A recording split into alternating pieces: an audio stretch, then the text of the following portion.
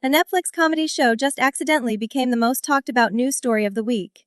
It took one joke to drag a 16-year-old secret in front of millions. On May 10, 2026, Netflix hosted one of the most watched comedy events of the year, the roast of Kevin Hart. Thousands packed the Kia Forum in Inglewood. Millions more tuned in from home.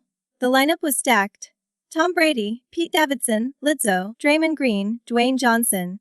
Usher literally opened the night with a roast-themed version of Let It Burn for Kevin Hart. But here's the thing about roasts. They're supposed to be about the guest of honor. Kevin Hart was the one in the chair. Kevin Hart was the one getting cooked. Except, nobody told Shane Gillis that. Gillis was hosting, and when it came time to introduce one of the night's biggest names, he didn't just introduce her. He detonated a grenade. And the shrapnel landed somewhere far, far outside a Kia Forum. He called her a Zionist. He made abortion jokes. He compared her to a Benihana grill. And then, almost like an afterthought, he said a name that sent the internet into full meltdown within minutes. If celebrity drama, hidden stories, and moments nobody saw coming are your thing, hit subscribe. Jeffrey Epstein. Here's exactly what Gillis said, and I'm gonna give it to you word for word. Because context matters. Chelsea Handler went to dinner at Jeffrey Epstein's house in 2010.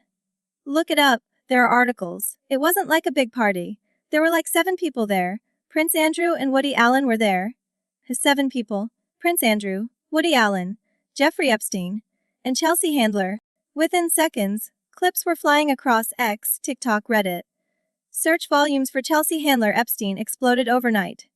People had never heard this story before were now deep in rabbit holes, reading 5-year-old podcast interviews at midnight. But here's the twist. Chelsea Handler didn't deny it. She never has. Back in February 2021, nearly 2 years after Epstein died in his jail cell, Handler sat down with Rob Lowe on his podcast, literally, and voluntarily brought the whole thing up. She said, and I'm paraphrasing, I went to dinner at Jeffrey Epstein's house. I had no idea who he was. I went with Katie Couric. Woody Allen and Soon-Yi Previn were there. Charlie Rose was there. Prince Andrew was there. Alone. With Epstein, no entourage. Nothing. And then she said something that tells you everything about how that evening went. She said she asked Woody Allen, right there at the dinner table, how he and Soon-Yi first met. For anyone who doesn't know, Soon-Yi Previn was the adopted daughter of Mia Farrow, Allen's former partner. Soon-Yi met Allen as a child. Handler said, that's when I left. She also said she was never on Epstein's private island. Never on his plane. She met him exactly once. That was the night. Do you think bringing up abortions and private dinners in a comedy roast is fair game? Or does it cross a line? Comment below. No. Back to the roast. Because Handler didn't crumble when Gillis brought all of this up. She walked to that microphone and she came out swinging. First, she dismantled Gillis' Zionist line with surgical precision. Shane, just so you know, Judaism and Zionism are two different things. Only opening up kind of like how for Chinatown and comedian, Koreatown are actor, two different producer, things. So we can't but your favorite slur works in both places. A direct callback to the 2019 podcast clip that got Gillis fired from Saturday Night Live.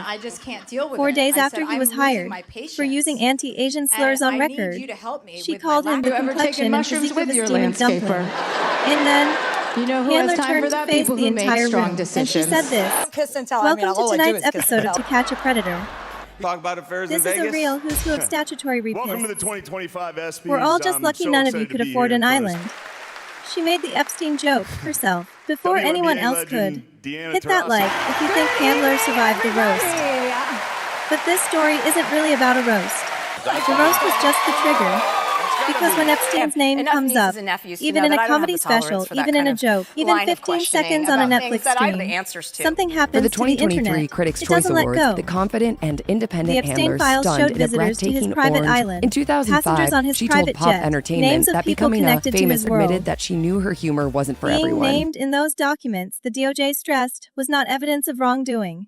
But that didn't stop the discourse. It never does. Because the reason Epstein's name keeps resurfacing isn't just about him. It's about She began who's around embracing him. a more sophisticated Politicians, and classic celebrities, look. Of course, that by no billionaires, means meant that her royalty. style had become. Just And the because she didn't public, see marriage in her near understandably, future keeps didn't mean that asking who Handler knew was what giving and up when. on. Panther also Chelsea explained Handler that has consistently maintained feels she so knew nothing. unhinged, I One think. dinner, the one 2010s awkward drew to a night, close. and she Handler's left transformation early. was noticeable But in in her the choice. age of social media, the moment your name appears in the same sentence as Jeffrey Epstein, The Her algorithm 50s are doesn't only forget. opening up new doors for the We'll see what comedian, surfaces actor, next. writer, and